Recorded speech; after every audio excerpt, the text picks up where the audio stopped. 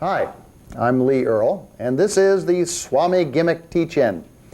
If you don't know already, a Swami Gimmick is a secret device used by a magician or a mentalist to write or inscribe or make a writing type impression secretly. Usually it's something worn on the end of his finger or his thumb.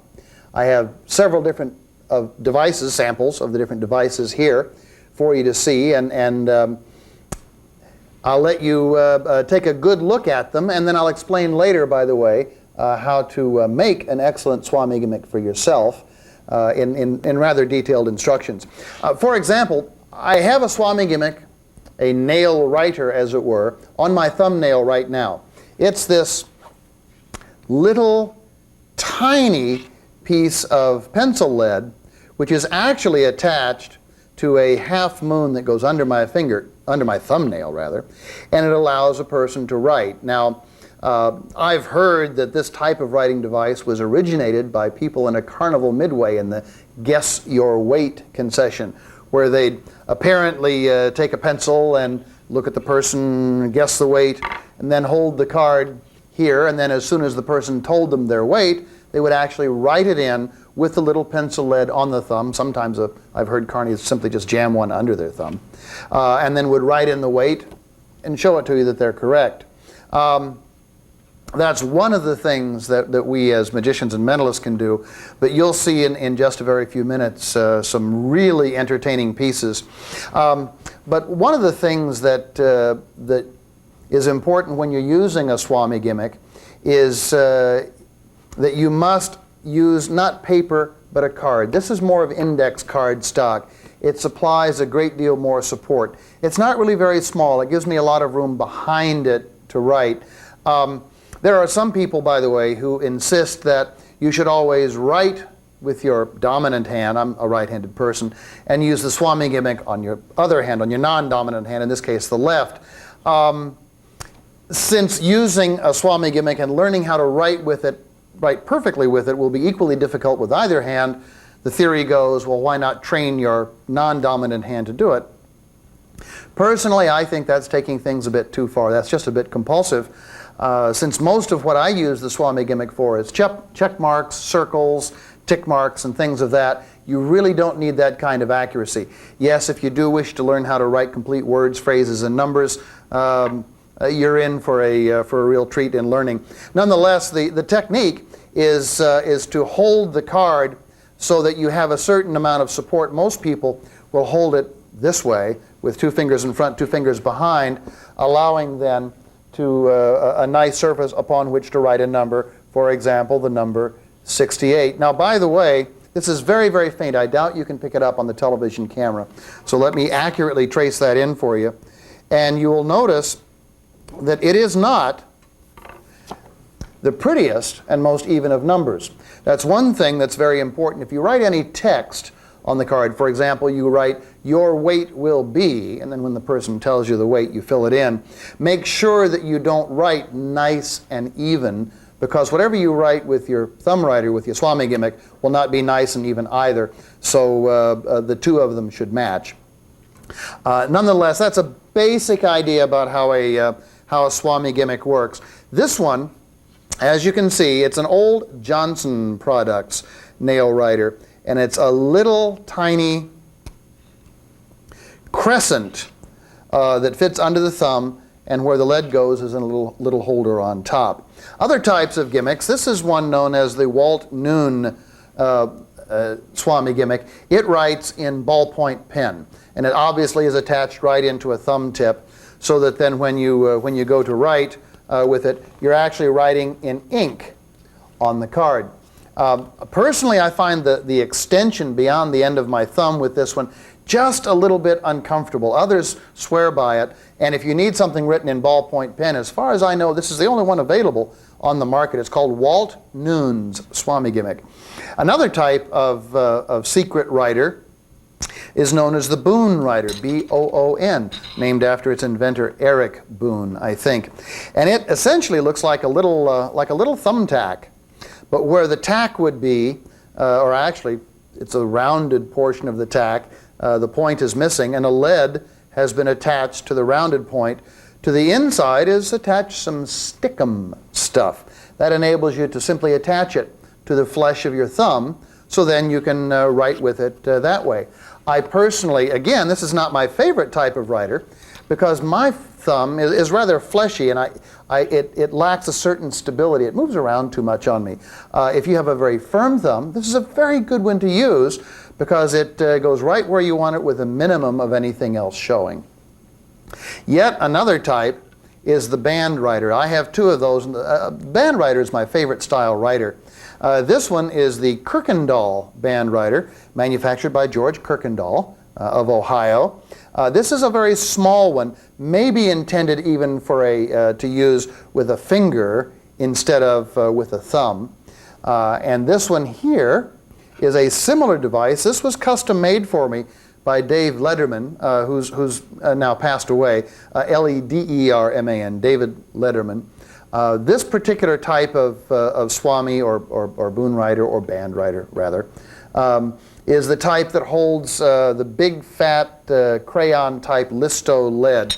So when you write with this one, you can really see what's being written, because it makes a nice bold black mark.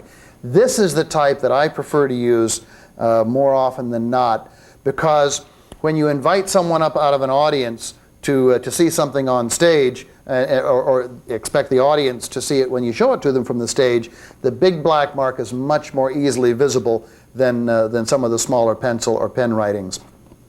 I wouldn't be, by the way, too concerned about the fact that this shows. As a matter of fact, many times I'll open my performance with this on my hand and simply forget about it. That doesn't mean that I open my hand and show it to the audience. I normally will conceal it behind my fingers and always hold my hand with the back toward the audience. But nothing is to be feared. As a matter of fact, later when you see how to make one of these, you'll actually be making a Swami gimmick out of a guitar pick. And like this, as a matter of fact. And we'll talk about that a little later on. But these are just bright, shiny steel. And in one case, before I had a chance to paint it with a flesh color, I had to use it just like this. No problem. As long as you're not nervous about it, guilty about it, or flash it to the audience broadly, there won't be a real problem. Now let's talk for a moment about some of the material that you'll be doing. The most common effect done with the nail writer is the standard, how much money is in your pocket, coins in your pocket. It's used as an opener by a lot of entertainers, a lot of mentalists. And it was Ted Leslie of Germany who first turned me on to a cute little bit of business that I understand has been used by others as well, but Ted told me about it first, where you add just a little something extra, and that is when you begin to write. Now again, I'll be using the Listo lead, or in this case this is a Scripto lead pen, which is basically a little tiny piece of crayon. We used to call it grease pencil. That matches the one that I have on my thumb that I'll be using. And you approach someone in the audience and confirm that you've never met before and so on. And you tell them, all right, I'm writing a prediction for you, or my estimation of something. And indeed you write like this. Well, I hope you'll forgive my misspelling. Done. So then you, after you've verified with the gentleman, oh, here's a tip, by the way. Whenever you're using a pen, the important thing is the audience must know the pen is out of your hands, so that there's no suspicion that you used the pen to write it back in. Some performers will tuck it up behind their ear. Others will simply, if you're working at a table, lay it down in plain view. And then you ask, we've not met before, sir, so do a favor for me. Reach into your pocket, if you will, and count the change in your pocket. And he does. He counts his change, and if you will, tell me, because I've already written what I have here, so tell me now how much change is in your pocket. And he says, 87 cents. And you look at him and say, 87 cents. Could you count it again, please? Now, normally that's the point where you go ahead and do your writing. Now, remember, it can't be real pretty writing because it has to match that is, the writing you made before has to match what you're going to write with your thumb. And then he says 87 cents. I'm almost never wrong. Could you count one more time? He counts one more time, it's still 87 cents. He puts it down and goes on and does another piece in his show. Then he comes back, he looks at the person and says, how much? Was it 87? I'm almost never wrong. Oh, wait a minute. Would you check your coat pocket, please, and see if there's any money in there? The guy reaches into his coat pocket and finds a dime. So altogether you have 97 cents. Exactly, that's what I predicted. You would have 97 cents in your pocket. Okay? Now that's a nice way of extending or adding just a little bit to the standard money in your pocket bit. And of course the way you do that is before the show, you have a dime. You see someone that looks like it'd be fun to use in your show, walk up next to him, drop the dime in his coat pocket, and walk away. It's as simple as that. In fact, you may do that to 2 or 3 people in the audience, just in case the one person you assaulted with the coin has his beeper go off and he has to go home, the babysitter needs help, something of that sort. So if you load more than one person with a dime, then you can pick several, and then whenever they tell you however much money they have, mentally add 10 cents, write it in when it's time, and you're done. Obviously what I did was I wrote you have blank in, misspelled your, pocket. Okay? Then as soon as the person says he has 87 cents, I write in 97 and it's done. Okay?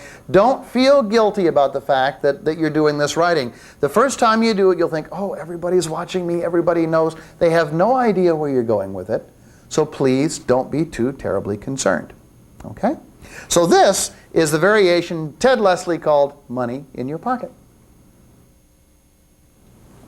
Here's a really neat idea from Pierre Barry of Canada, who contributed a piece to Syzygy, the Journal of Contemporary Mentalism, and it's a handling on the use, once again, for a Swami gimmick. And it's really neat. He says, is there someone in the audience here who's having a birthday today?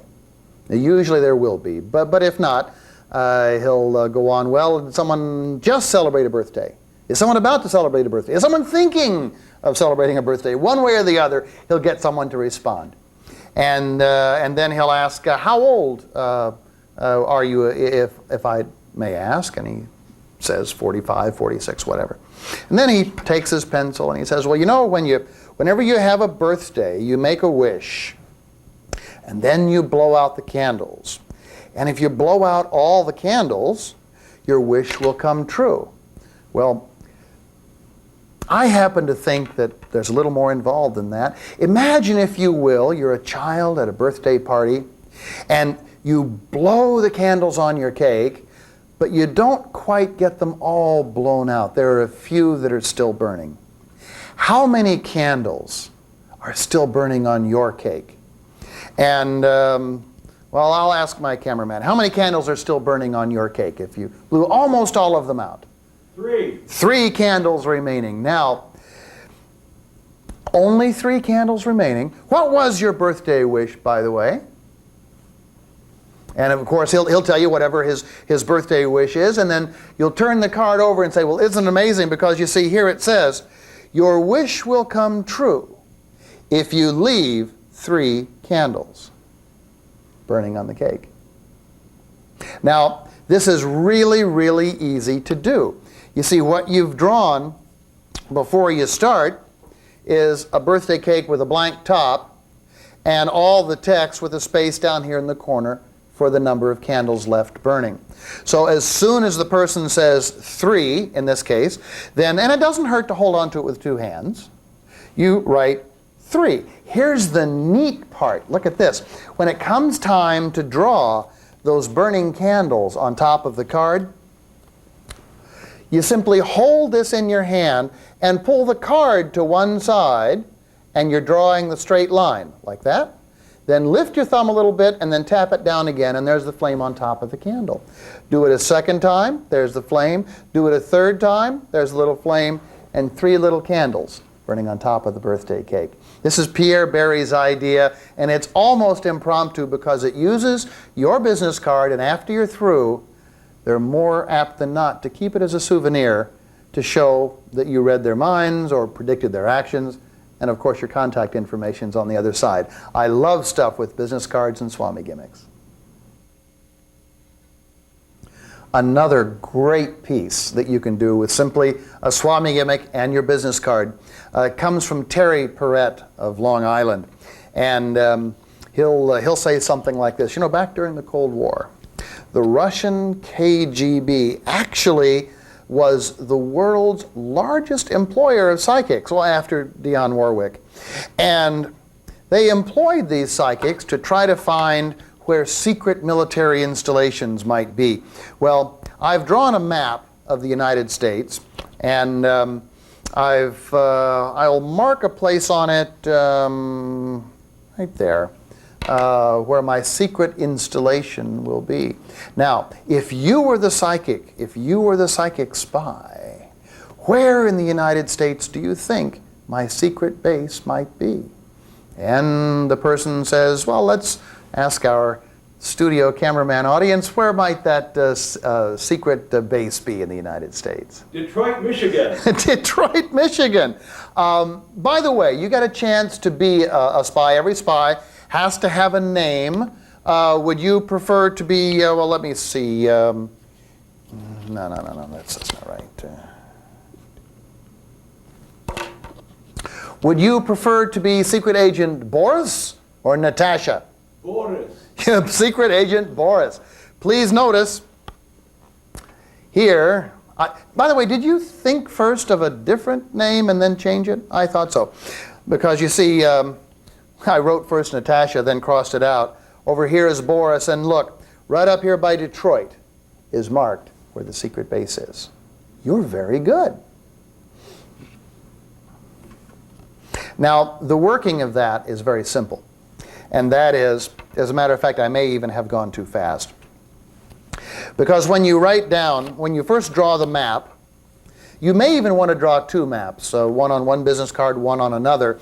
Then after you've apparently marked your spot, give your pen to the other person so that he can mark his map. That also subtly will suggest the pen is in his hands, not yours, so you're through marking. Okay?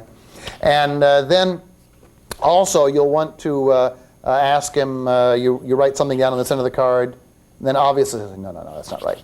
Cross it out, turn the card over, and write something on the other end. What you're actually doing is you will have drawn this rough map of the United States, or whatever country you're living in. We're not limited to the states here. And then across one end of the card, you will have written Boris. And across the other end, you will write, and then you pretend to scratch it out. And across the other end, you will write Natasha. Okay? So you have either one. Then holding the map upright, as soon as the person names the city where the secret base is, you're in a perfect position to mark it in as you're asking the question, by the way, would you like to be Secret Agent Boris or Secret Agent Natasha? Now, my base is already marked now. So if the person says Natasha, then you simply pull the card away through your hand, striking out Boris. Well, unfortunately, I drew this a little too close to the edge of the card. It looks like it's struck out as well. But it's not. So you simply pull the card away through your hand, striking out Boris. And I knew you'd pick the name Natasha. And indeed, you found the secret base. It's a cute bit of business, and the story sounds almost plausible. And it's a fun way to proceed. I know you'll like this when you try it. It's from Terry Perrett. Getting a very strong image from you, sir, in the audience. Mark Salem will say to one of the members of his audience, one of the participants, if you will, sir, I'm thinking, and please read my mind, I'm thinking of a vegetable. What vegetable comes to your mind? He may say cantaloupe. All right. Now, imagine you're in a grocery store. I'll continue drawing here if you don't mind. Imagine that you're in a grocery store, and you're looking for the cantaloupe, and you finally find them. They're at the end of an aisle. They're in a big bushel basket, and that bushel basket is overflowing with cantaloupe. And stuck into a little signpost. Well, there's a little sign, little square sign on a signpost, right stuck into the top of the basket of the cantaloupe, and it's actually telling what the price of the cantaloupe is per each. So how much do you think would be the price of cantaloupe per each? That is, how much would each cantaloupe cost? And he ends up saying, well, 74 cents. That's amazing. That is exactly the price that I had in my mind. Now, this is a two-parter. Don't discount this. And by the way, I'm using the Listo or the crayon-type Swami gimmick for everything I'm showing you here for clarity on the video. You can use whichever type you wish, which is appropriate to your situation. The working of this is really, really neat, because what you do is you begin by writing the word carrot, C-A-R-R-O-T, carrot, on the card. Now you'll notice something. This black band on the fruit basket actually covers up where I had written carrot. Because if the person in the audience, after you've written it, says, carrot, you just turn it around, smile, and take your applause. And by the way, carrot is the most commonly named vegetable, certainly in my experience. If, however, the person says anything else, that's when you begin drawing your fruit basket. And when you do that, the first thing you do is you just kind of draw this semicircle here, and then cover up where it says carrot, making the little band. Then you go ahead and draw the sides of the basket, fill it in however you wish. If he says cantaloupe, grapes, if he wants grapes, draw little bunches of grapes. If he wants apples, then draw kind of apple shapes and so on. Just remember to draw your little sign up at the top and put the little stick on it like that. Now this is Mark Salem's idea, a brilliant idea, and that is he holds the pen out like this, and he said, imagine there's a little sign on a stake sticking in the top of the basket. Then he puts the pen down. That again focuses your attention on the fact that the pen is no longer in his hands. How much would that item of produce be? As soon as he gives a price, in this case it was 74 cents, write it in, get some reaction. Really? Oh, that's amazing. You're not going to believe this. By now you're through writing. 74 cents. A brilliant idea from Professor Mark Salem. Ken Grady had a wonderful idea for a presentation piece, and this is one, by the way, that you can do almost impromptu. And that is, you apparently, well, you have a bunch of index cards, and you take your pen, and by the way, you can use, if you wish, a China marker pen. In England, they're called a China graph pen. We call them grease pencils here in the States many times. You can find them either like this in an office supply store, or singly, I bought these in colors in an art supply store.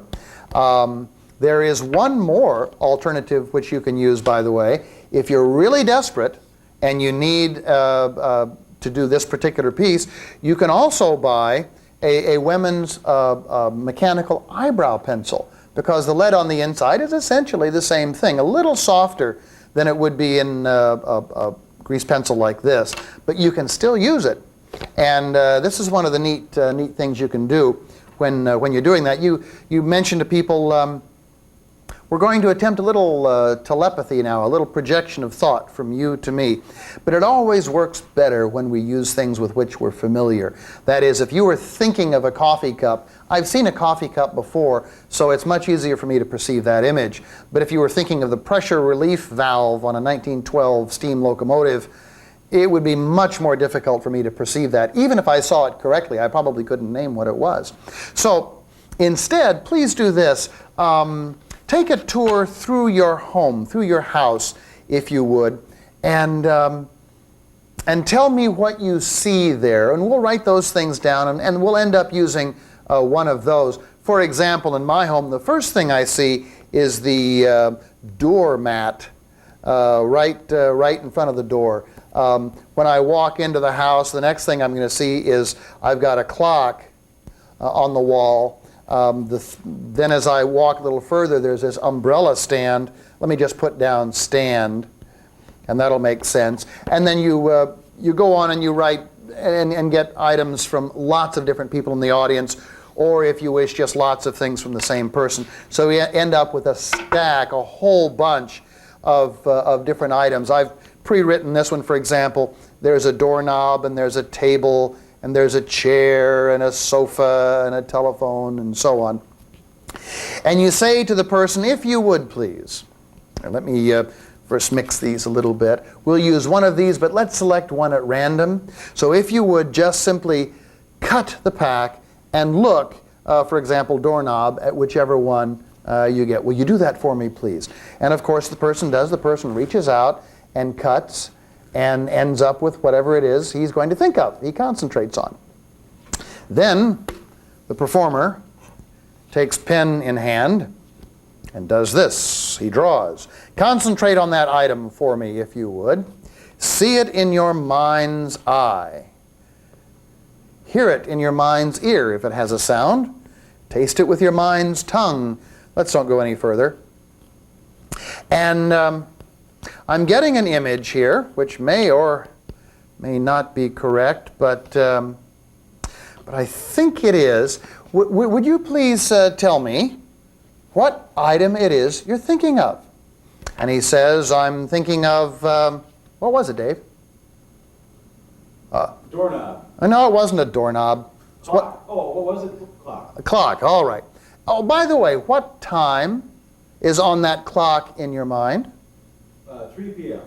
3 p.m., straight up 3 p.m. Amazing. Because you see, I have an image of a clock at 3 p.m. Now, here's the neat thing about this. This was just a little bit messy, but this will show you what you can do without a Swami gimmick, without a nail writer. This is your emergency backup, which I'm going to tell you about. It's much better if you use a real nail writer, by the way, much easier. This is a force. What I did was I got a bunch of index cards, and half of them I cut slightly more narrow. Now, it's impossible to see white on white, but this card is about a 1/16 of an inch less wide, narrower than the others. As a matter of fact, every other card is a narrow card, kind of like a Svengali deck, only it's not from the end, it's from the side. Okay? Then, as I'm asking the person to, or demonstrating to the person what type of items I'm going to ask for, in this case I'll say in my home I see a chair. And then the next thing I see is clock, and I let them see me write that. And the next thing I see in my home is a lamp, and I write that. And give me some of the items from your home. Well, remember, every other card is one of the narrow ones. So the next one, rather than writing whatever he says, you write clock and put it down. Then the next one, you write whatever he says. If he says table, you write it down. This is a narrow card. Then the wide card, you write clock on. The narrow card, which comes next, you write whatever he gives you, doorknob. The next one you write, oops, sorry, out of order. The next one you write clock on. The next one you write umbrella stand. The next one clock. You get the idea? And of course, clock is one of the things you suggested. It's the second thing you suggested.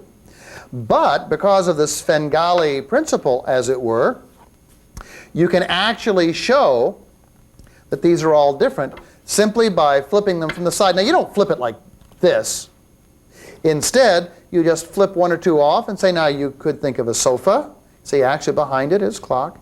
Or you could think of a bedside umbrella stand or a bedside stand. Behind that is clock. Or a table or a lamp. You get the idea. Well, obviously, since clock is written on all the wide cards, no matter how you cut it, if you hold it by the sides and lift, you're going to get clock. Every time. No matter where you cut, you're going to get clock. Okay? So that's the force part of it. Now, by the way, this can be done pre-show. You can write all of these things down on index cards, walk up to someone and say, by the way, I have a number of items around the house. You see, carpet, sofa, table, and so on. And I'd like for you to think of one of these. We'll talk about it later during the show. Or you can just do it during the show itself, as I've shown you here. Now, you know there's going to be a clock. Well, it's very easy to draw a clock. I tried to draw a little alarm clock here. But you don't draw in the hands. Now, if you're using your standard band writer, as I would use, you're ready to go and no problem. But remember, I said this is a good piece to use in an emergency as well. what I did in that emergency situation, once I had drawn the clock in, I extended the lead on this pencil just a little longer than I normally would.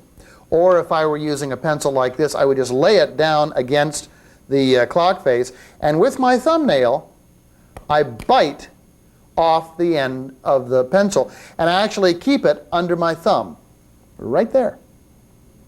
Okay? So then, now let's assume I have a clock drawn here, and of course you'll want all the hour marks and so on. And you position this directly in the center so that you're ready to begin drawing. Then as soon as the person says clock, really, what time is on that clock? The moment he says 3, I move it just out like this and back to generate the hour hand, and then all the way straight up to generate the minute hand, and you're done. Obviously, if you're using a regular Swami gimmick, it'll be a little cleaner and crisper than this, but this is still really, really hot. Okay, I know that you'll like this when you do it, and this was once again contributed to Syzygy by Mr. Ken Grady.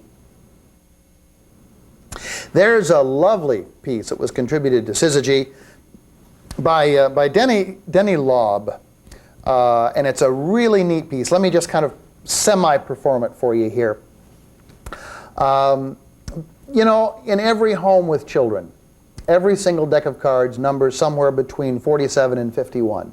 I don't think if you have a home with small children, you have a complete deck. I remember when I was a kid, one of the things we used to do is we used to take cards and then with a clothespin, pin it to the frame of our bicycle and let the card rattle in the spokes, kind of motorcycle sounds. I was going through the attic the other day and I found an old deck of cards. And sure enough, it was missing one card. So step back in your mind with me to when I was a little kid and tell me what card you think I might have chosen to put on the wheel of my bicycle. I'll give you one hint. I did not use an ace. Which one do you think it might be? And so the person to whom you're speaking names a card. And our cameraman will have to do that today. 4 of clubs.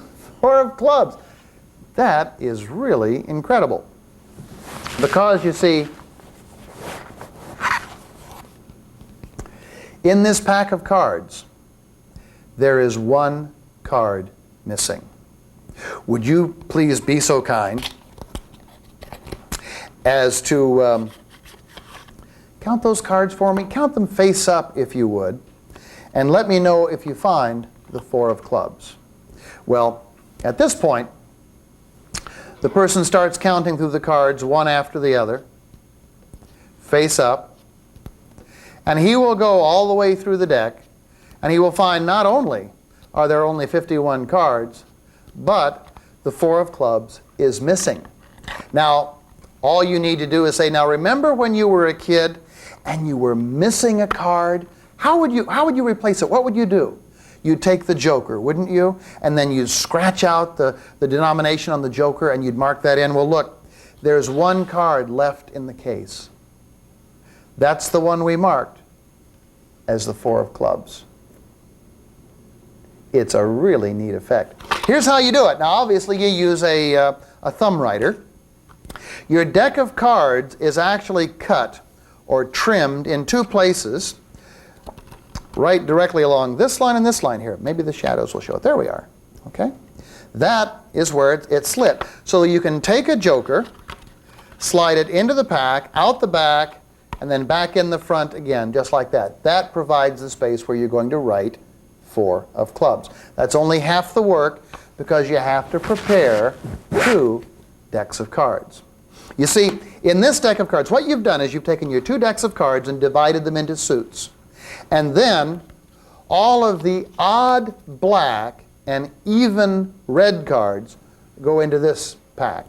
Okay? All of the odd black and even red from one pack, all of the odd black, even red from the other pack go together, and that becomes one of your packs. These, of course, are if these were the black odd and red even, these are the red even and black odd.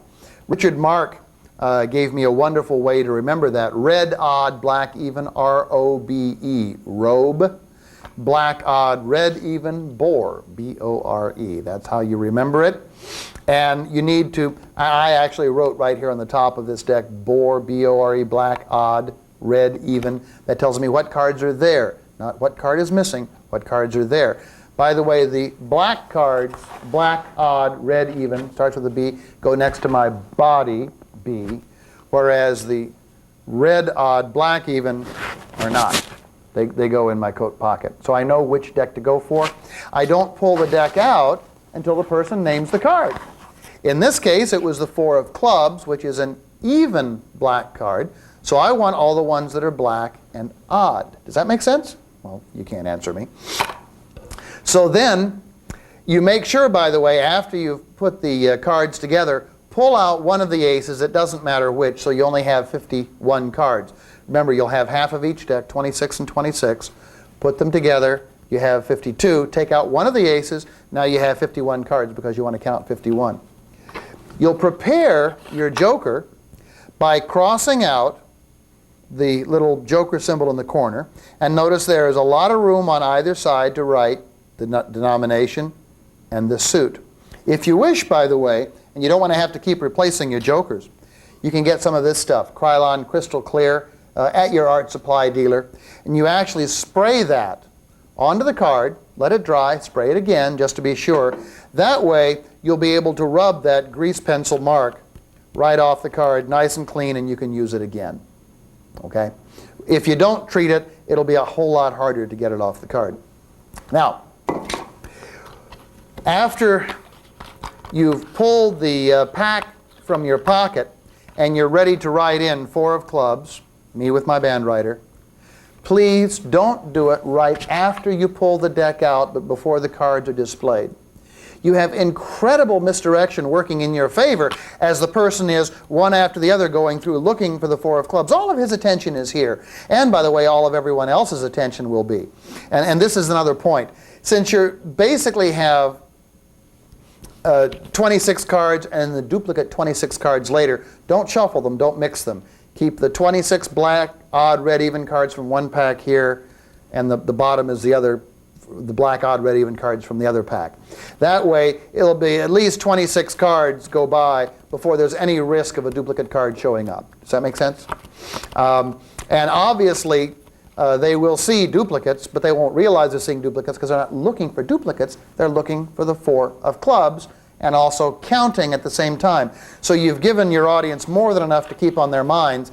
And in the meantime, that's when you hold the pack here in your hand and you just write 4 clubs. All of your attention is on the counting that's being done here. And the strip of card box here has just enough support for you to go ahead and do your writing on the back, in this case, 4 of clubs. Okay? Does that make sense? This is a great piece, great reactions from it, and was contributed once again to Syzygy by Mr. Denny Love. I hope you like that one. I do. Okay, if you're in an area where you find it difficult to get a good band writer or a Swami gimmick of any type, you may want to make your own. If you have either of my 2 earlier videotapes, Syzygy's Best, I explain on there how to make one, and I'll tell you very quickly. You go out and you get a thumb tip. Just your basic plastic thumb tip. And you jam it on your thumb as tightly as it will go. Then, using hopefully an indelible marker, you put a little mark on that tip right about where you want the lead to be. Then you get a really sharp razor blade or an X-Acto knife, and you take your thumb out first. And you slice that thumb tip, just like a salami, about 1/8 of an inch on either side of where that little dot is. What you will end up with then is a ring of thumb tip like this. The next thing is you'll want to melt a hole. I say melt, not drill, not punch, or anything else. You'll want to melt a hole using just a a piece of coat hanger heated in the flame from a cigarette lighter, and you're going to melt a hole right through where that little dot is on the band that you made. Now the reason you melt it is whenever you melt it, the vinyl tends to liquefy, and then when it recools, it forms a little bit of a tunnel that helps give you support for that lead. Then you take a piece of the lead that you need, push it right into that hole, and on the inside you'll put a little piece of tape to keep it from pushing through or from soiling your thumb. This is a really inexpensive and very easy to use Swami gimmick. This one happens to have a number 2 pencil lead in it, but it could just as easily have the Scripto or the Listo or the crayon lead. This is really very easy to use. By the way, when you make these up, don't stop with making one. Make several, 2, 3, 4, because Mr. Murphy attends every show you do. And you certainly don't want to have your entire reputation riding on one of these when the lead might break, fall out, whatever. You need to get another one into your hand right away. The second type of gimmick to make is it's a dream. It's beautiful. And it is made using a guitar pick. Now, you can use plastic guitar picks and melt holes in them. I discovered one. It is called a Dunlop guitar pick. It is a finger pick, by the way. It is meant to use on the finger to pick with, because the thumb picks have the little thing coming out the side of the thumb. You don't want that. You want the finger pick. And this one happens to be an 020 thickness. You can get them down to 010, 015, 020, 025. This happens to be the 020 thickness of the metal. Notice that it already has little holes drilled in it, which makes it almost perfect for our cases. But you really don't need this long tooth of the pick sticking out. You need to get rid of that. Well, oddly enough, a good pair of scissors, don't use your wife's sewing scissors for this. A good pair of scissors will do the job, snipping that right off. And you'll want to round it off just a little bit if you like, and so that it doesn't stick out quite as much. There. That's a quick job. It's nicely rounded, just like the other one I brought. Okay? Then you're going to want something to hold the lead. Well, what I found was these little tiny rivets. Okay? It's a hollow rivet. It's hollow on this side, just the right size, by the way, to hold the lead from this little pencil. Okay? And this happens to be brass. It comes in a package, by the way, that you can find at your Tandy Leathercraft store. Or you may have to find a store by mail order and order it from their catalog. The rivets that you'll need to use, by the way, is the competition listening. It is a small gilt rivet. There's 50 in a package, and it's number 1271-03. You'll throw away the half that you don't need and just use this little rivet. This is what's going to hold the lead in your Swami gimmick. The next thing you'll need, some super glue, some quick gel super glue. The gel type, not the liquid, because you don't want it running all over the place. And after you've opened the super glue, right around this hole on the inside, you're going to leave a little bead or draw a little bead of super glue all the way around it, just like that. Now, by the way, remember, unless you want to wear this permanently, don't touch it with your finger, because cyanoacrylate, which is what the stuff is, will bond directly to your skin. Then, with that bead of glue around the hole, you take that little rivet and you drop it into place right through the hole. And that rivet I gave you is the perfect size to fit this hole. Kind of give it a little push, a little press, and now it is perfectly mounted in place. If you wish, you can add just a little tiny touch of super glue, gel, to the top and bottom, right where the shaft of the rivet meets the surface of the guitar pick. There we are. Then when that hardens, that'll keep it additionally anchored in place. There you have an excellent, and here's one I had pre-made, an excellent writing tool. And it's a perfect Swami gimmick because it's adjustable. It's curved nicely to fit your hand. You can open it wider to fit a large thumb. You can squeeze it down real small so it works on your finger. One more thing, of course, you'll want to do, probably, is to get some flesh-colored paint and spray it. This is one that I've used for a while now. It has red lead in it, but this is one I use quite often, and I just sprayed it with that color. If you go to a hobby shop, they don't have flesh-colored paint in spray cans. I've never found it. What I was able to find was a color called desert sand. For those people that make military models for use in the desert, it's not a bad flesh color, not nearly mine, but everybody's flesh color is different.